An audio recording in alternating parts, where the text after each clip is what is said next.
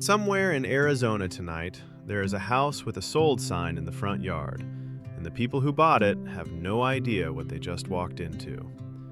That is not a scare line. That is a pattern. Every year, tens of thousands of people move to this state because they saw one photograph. A saguaro, an orange sky, a swimming pool that costs less than a garage back home. And most of them do just fine. But the ones who do not, the ones who list the house again inside 18 months and take the loss, they tend to end up in the same handful of places, over and over, the same 12 towns.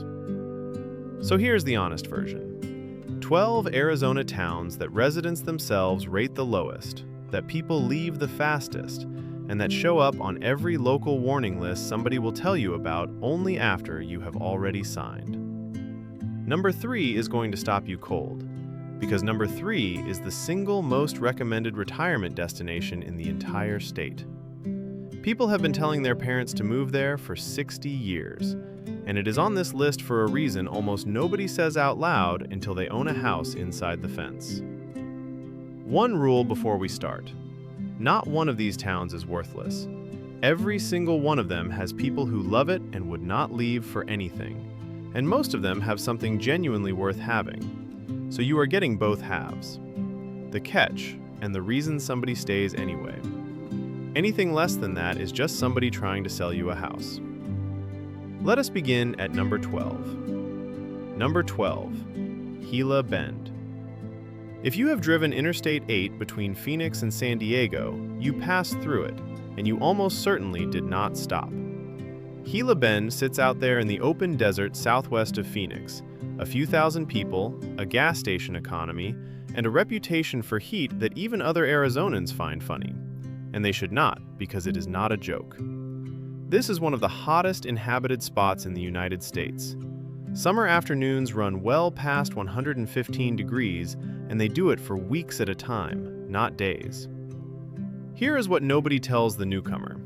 It is not the temperature that breaks people. It is the isolation stacked on top of it. There is no hospital in town. When something goes wrong, and past a certain age something eventually goes wrong, you are looking at a drive of well over an hour to real emergency care. In July, in the middle of the day. That single fact has ended more retirements in southwestern Arizona than any housing market ever did. So why does anybody stay? Because the land is cheap in a way that almost nothing else in this country still is. Because the night sky out there is absolutely staggering. And because the solar industry has quietly put real money and real jobs into that stretch of desert. If you are the kind of person who genuinely wants distance from other human beings, Gila Bend will give you more of it per dollar than almost anywhere in America. Just do not confuse wanting quiet with being able to survive August alone. Number 11, Winslow. Now this one hurts because Winslow did not fail. Winslow was killed, and we can name the exact thing that did it. For decades, this was a real town on a real road. Route 66 ran straight through the middle of it, and everything that road carried, the traffic, the money, the travelers, the diners, all of it stopped in Winslow because it had to. Then the interstate came. Interstate 40 was routed around the town instead of through it, and in the late 1970s, the traffic simply stopped arriving. Not slowly, it stopped. You can still see exactly what that did. Empty storefronts on the main street, buildings with beautiful bones and nothing inside them. A poverty rate that has sat stubbornly above the state average for longer than most people reading a real estate listing have been alive. And yet Winslow has something that almost no small town in America has. It has a song. 1972, the Eagles. One line about standing on a corner in Winslow, Arizona, and that corner is still there, marked, photographed by strangers every single day. The town leaned into it and it worked, at least a little. There is also La Posada, a grand old railroad hotel, one of the last of its kind, rescued from demolition and restored into something genuinely beautiful. People drive hours just to eat dinner there. So Winslow is not empty. Winslow is a town with 2 or 3 real treasures and not enough economy underneath them to hold up a household. If you have your own income and you want a historic house for a price that will not seem real, look here. If you need this town to provide the income, do not. Number 10. Kingman. Kingman is where a lot of California money lands first, and you can understand exactly why. It sits up on Interstate 40 in the northwest corner of the state. It is high enough that the summers are noticeably kinder than Phoenix. It is a straight shot to Las Vegas, and the housing prices make people from the coast laugh out loud the first time they see them. Then they live through their first spring. The wind in Kingman is not weather. It is a personality trait. It comes across those open valleys with nothing to slow it down, day after day, and it carries dust with it. People who move there for the clean desert air discover they are sweeping the same fine grit off the same patio every single morning for a month. It sounds small. Ask anyone who has left. It is not small. The bigger issue is what happened to the town's reputation. Kingman spent years fighting a serious drug problem, methamphetamine specifically, and that reputation stuck to it far longer than the worst of the problem actually lasted. Locals will tell you the town today is not the town from 20 years ago, and by most measures, they are right. But reputation moves slower than reality, and it still shapes what people will pay for a house there. What Kingman genuinely has going for it is position and price. You are close to the Colorado River. You are close to the Grand Canyon's western edge. You are a couple of hours from a major airport in Las Vegas, which matters enormously when your family is trying to visit you. And the elevation buys you real relief. If Phoenix summers frighten you, but you still want desert, Kingman is one of the honest answers. Number 9. Eloy. Eloy sits on Interstate 10 between Phoenix and Tucson, in flat farm country, and it carries two things that are very difficult to explain away. The first is the dust. This stretch of the interstate is one of the most dangerous in the United States for one specific reason. When the wind comes up over dry, plowed fields, it lifts a wall of dust that can drop visibility to nothing in a matter of seconds. Not fog that rolls in gently, a wall. There have been horrific chain reaction crashes on that road, the kind that make national news, dozens of vehicles at a time. If you live in Eloy, that highway is not an abstraction. It is how you get to a grocery store. The second thing is the economy.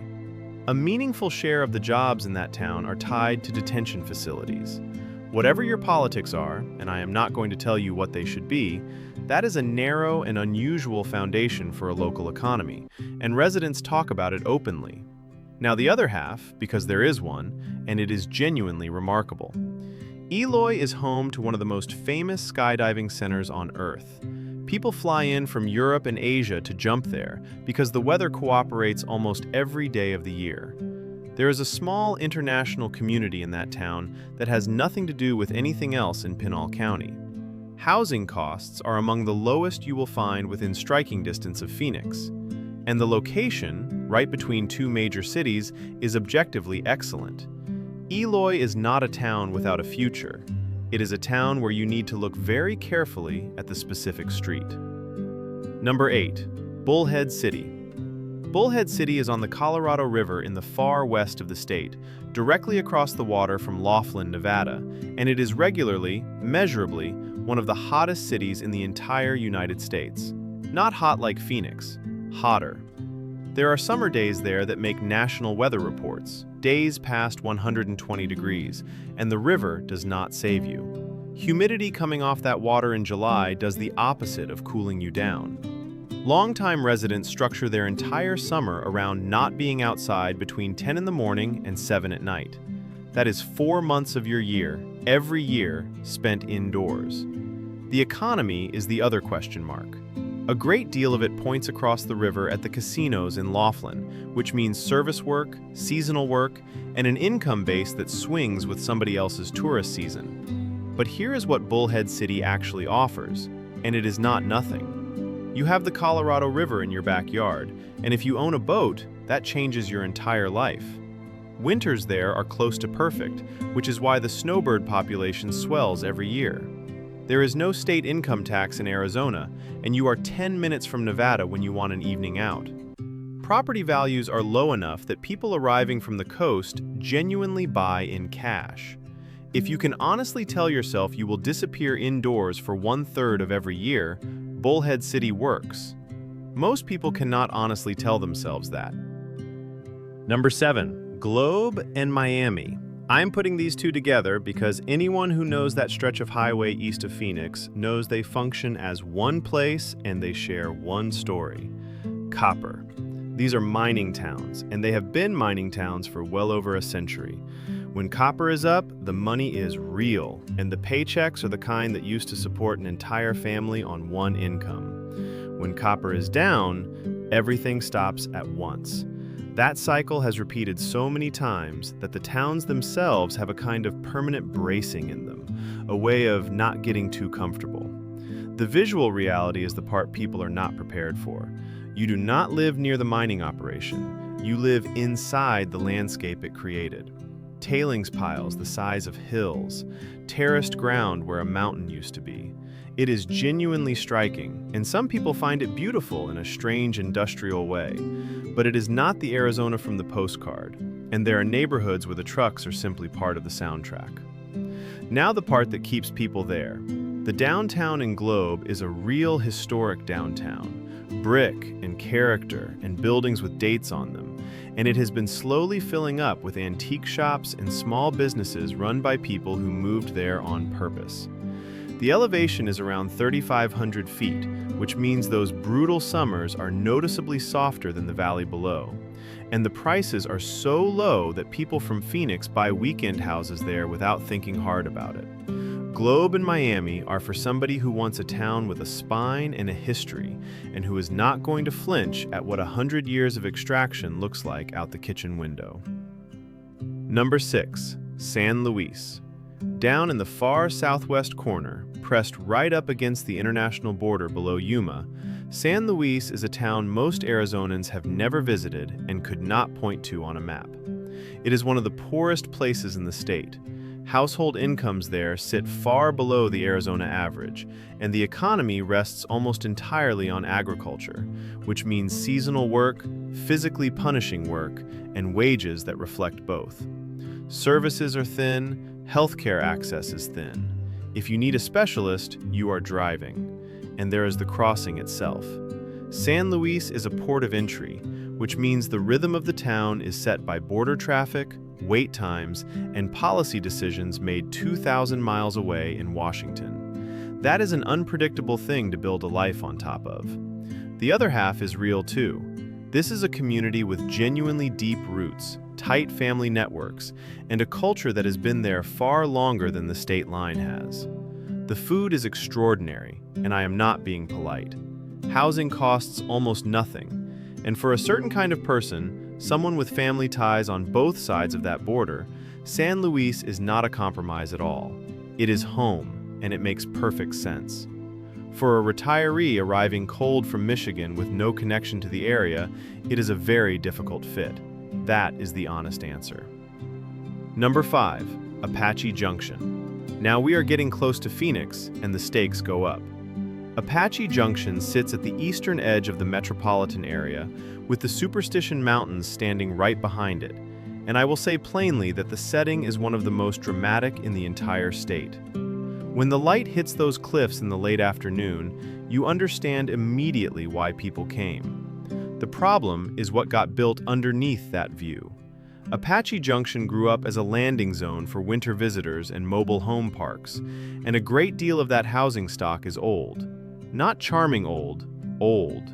1970s and 1980s units that were never designed to handle what the last decade of summers has done. Sitting in a place where a failed air conditioner in July is not an inconvenience, it is a medical emergency. Layer on the seasonal swing. The population there rises dramatically in winter and empties out in summer, which means half your neighbors are gone half the year, and businesses open and close on that same rhythm. Some people love that. Others describe the summers there as genuinely lonely. But the value is undeniable. You are a reasonable drive from every hospital, airport, and specialist in the Phoenix metro. You have hiking and the Apache Trail and Canyon Lake practically at your door. and you are paying a fraction of what the same access costs in Scottsdale. Apache Junction rewards the buyer who inspects carefully and punishes the one who buys on the view. Number 4. Yuma. Let us be precise about what Yuma is, because the marketing and the reality are two different documents. Yuma is, by several measures, the sunniest city on the planet. Not the sunniest in Arizona, on the planet. It gets sunshine something like 90% of all daylight hours in a given year. That statistic is on every brochure, and it is completely true. Here is what the brochure leaves out. That sun does not take the summer off. Yuma in July is 110 degrees as an ordinary Tuesday, and it goes higher, and it stays there through August and well into September. Not a heat wave, the season. People who move there from cold climates talk about the first summer the way other people talk about surgery. You get through it, and then you decide whether you can do that again. The town has real limitations. Medical infrastructure is stretched for a city that size. Specialists are limited, and for anything complicated, people drive to Phoenix or across to San Diego. Wages are low. The economy leans on agriculture and the military, and neither creates a broad professional job market. And now the part that explains everything. In winter, Yuma is close to perfect. 70 degrees in January, blue sky, no ice, no snow, no scraping anything off anything. The population of that region swells enormously every winter with people who have figured out the only sane way to use Yuma, which is to be there from October to April and gone by May. Yuma also feeds you. That valley grows a staggering share of the lettuce and winter vegetables Americans eat between November and March. In January, you are looking at green fields to the horizon in the middle of a desert. So Yuma is not a bad town. Yuma is a seasonal instrument that a lot of people try to play year-round, and that is where it goes wrong. Which brings us to number 3, and this is the one I told you would surprise you. Number 3, Sun City. Sun City is not a failure. Sun City is arguably the most successful retirement idea in American history. In 1960, a builder named Del Webb opened it northwest of Phoenix as something nobody had really attempted at that scale. A community built entirely for retirees. Age-restricted, golf, recreation centers, activities, everything within reach. And homes priced so that an ordinary working couple could actually afford to stop working. The opening weekend drew crowds that shut down the roads.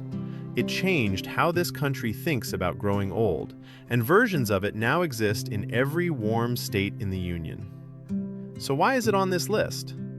Start with the thing that makes it work, because it is also the thing that traps people. Sun City is age-restricted.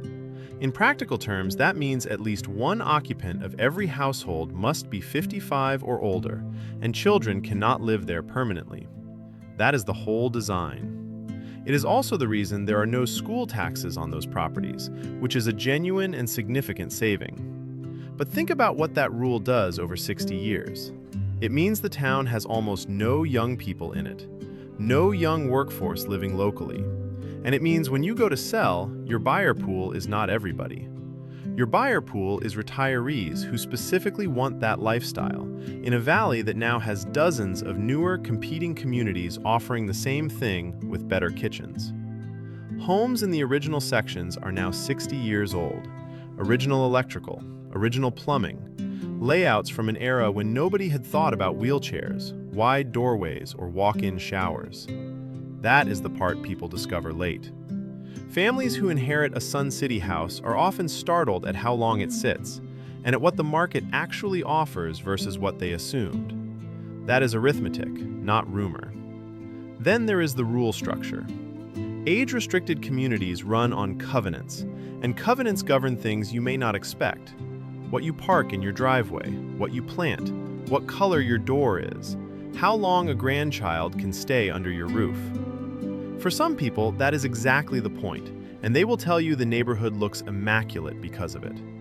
For others, it arrives as a genuine shock, usually about 4 months in. And the harder thing, the thing longtime residents will say quietly, A community where everyone is over 55 is a community where you will attend a great many funerals. People describe the social life there as wonderful and the turnover as relentless, both in the same breath. None of this means do not go. Sun City has recreation facilities that would embarrass a private club, a social calendar you could not exhaust in a decade, and a real sense of belonging that most American neighborhoods have lost. That is why it worked, and why it still works for thousands of people. It just is not the default answer everyone treats it as. Go there because that specific life is what you want, not because somebody's brochure told you it was the safe choice. Number 2, Maricopa. Not Maricopa County, the city of Maricopa, south of the metro in Pinal County. And the distinction matters because the two get confused constantly. In the 2000s, this was one of the fastest growing places in the country. Developers put down thousands of homes on cheap open land, marketed them hard to people priced out of Phoenix, and it worked. Then 2008 arrived, and Maricopa became one of the harder-hit foreclosure zones in America. Streets of brand new houses with nobody in them. The town recovered. It is growing again, but it kept one structural problem no recovery has solved, and residents will bring it up within 90 seconds of meeting you. There is one road. State Route 347 is how Maricopa connects to the Phoenix Metro. Almost everything and almost everybody uses it. So when there is an accident on that road, and there are accidents on that road, the town does not have slow traffic. The town is cut off. People have sat for hours. There are stories of residents missing flights and appointments because one collision closed the only artery out. Now put that next to the reason people move there. Maricopa is affordable in a way the rest of the valley stopped being years ago. You get a newer, larger house with a real yard for a number that makes Scottsdale look insane. Good schools, a young population, and a community genuinely proud of having rebuilt itself. So Maricopa is a real bargain with one specific tax attached, paid in hours of your life sitting on a highway. If you are retired and rarely need to be somewhere at a fixed time, that tax is close to zero, and this town is a legitimately strong value. If you need to be at a hospital across the valley on a schedule, think very hard. And number 1. Number 1, Rio Verde Foothills. This is not a big place. It is not even a city. It is an unincorporated stretch of desert northeast of Scottsdale. Big lots, expensive custom homes, mountain views in every direction. On paper, it is the dream. People built there specifically to escape subdivisions and rules and neighbors. There was just one detail underneath all of it. Many of those homes were never connected to a municipal water system. They were served by trucks. Water was hauled in and pumped into a tank on the property, and for years that arrangement worked so smoothly that buyers barely registered it as a risk. Then, on the first day of January in 2023, the city of Scottsdale stopped supplying it. Scottsdale was managing its own Colorado River shortage and cut off the outside hauling. Overnight, several hundred households in one of the wealthiest counties in America discovered their houses had no reliable source of water. Not a shortage, no source. People were rationing. People were showering at the gym. People were watching their property values evaporate while they argued in front of county boards. It made national news, and it took months of political fighting before anything resembling stability came back. The homes are still beautiful. The views are still extraordinary. Some of those residents will tell you they would not live anywhere else, and they are still there. But Rio Verde Foothills is number 1 on this list for a reason that has nothing to do with crime, heat, poverty, or traffic. It is number 1 because it is the clearest warning this state has ever produced. In Arizona, the question is not what the house looks like. The question is where the water comes from, who controls it, and what happens to you if that person changes their mind. Everyone on this list from 12 down to 2 has a problem you can see from the road. The heat, the dust, the empty storefronts, the one highway. You can drive through and judge it with your own eyes. The Rio Verde problem was invisible. It was in a paragraph nobody read. And that is the thing I would leave you with. Whether you are looking at a town on this list or a place 100 miles from all of them. Every community in this state is beautiful for about 6 months a year, and every one of them has a catch. The good ones tell you what it is. Ask about the water. Ask how far the nearest emergency room actually is, in minutes, in traffic, in August. Ask what happens to this road when something goes wrong on it. Ask what a house on this street sold for, and then ask how long it sat before it did. The people who love Arizona are not the ones who found a town without a catch. There is no such town. They are the ones who found out what the catch was before they signed, looked at it honestly, and decided they could live with that particular one. If this was useful, subscribe, because the water question I just raised is not settled anywhere in this state, and it is about to reshape which Arizona towns are worth owning a home in and which are not. That is exactly where we go next, and it will change how you read every listing from here on.